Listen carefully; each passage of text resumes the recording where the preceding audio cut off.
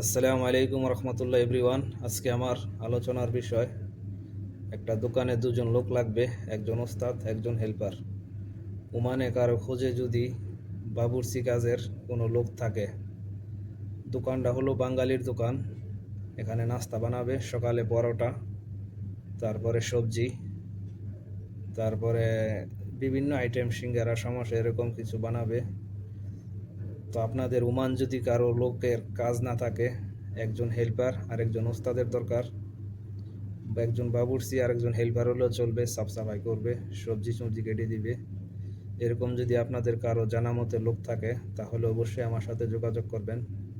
আমি নাম্বারটা দিয়ে দিলাম উপরে, এই নাম্বারে যোগাযোগ করবেন। বেতন যেটা ওস্তাদ, ওর বেতন হবে 150 টাকা।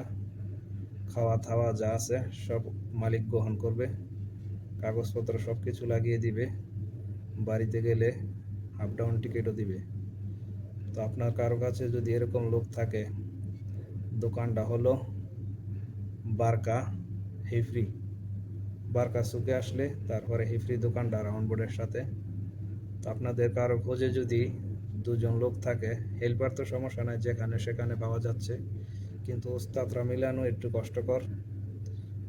তো আপনাদের কাছে এটাই রিকোয়েস্ট আমার, যার কাছে বাবুর্চি আছে, দক্ষ বাবুর্চি, বাসা না জানলেও সমস্যা নাই, যেহেতু বাঙালির দোকান, উনি শুধু পাক করবে, বিভিন্ন আইটেম বানাবে, বাঙালিরা যে জিনিস খাইতে পছন্দ করে সেটা, অথবা গরুর মাংস বানাবে, সবজি বানাবে, ডাউল বানাবে, এসব কিছু, আর পরোটা। আর সোজা কথা, বাবুর্চি কাজ জানলেই হবে। তো বেতনও ভালো দিবে, খাওয়া দাওয়া সব কিছু ফ্রি, রুম আছে, সব কিছু আছে। মাস শেষ বেতনও ক্লিয়ার করে দিয়ে ফেলবে, কোনো সমস্যা নাই। তো আপনাদের কারো কাছে যদি এরকম লোক থাকে তাহলে অবশ্যই যোগাযোগ করবেন। বেতন নিয়ে কোনো টেনশন নাই, খাওয়া দাওয়া নিয়ে কোনো টেনশন নাই, কাগজপত্র নিয়ে কোনো টেনশন নাই, সব কিছু মালিক গ্রহণ করবে।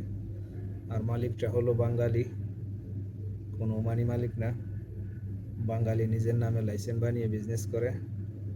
আমার অনেক পরিচিত, আমার বন্ধু, প্রায় 10-15 বছর ধরে ব্যবসা করতেছে। আমি নিজেও একজন ব্যবসা করি। তা যে আপনাদের কারো কাছে যদি এরকম লোক থাকে, আমার এই নাম্বারে যোগাযোগ করবেন। বিস্তারিত আরও কোনো জানতে চাইলে অবশ্যই নক দিবেন।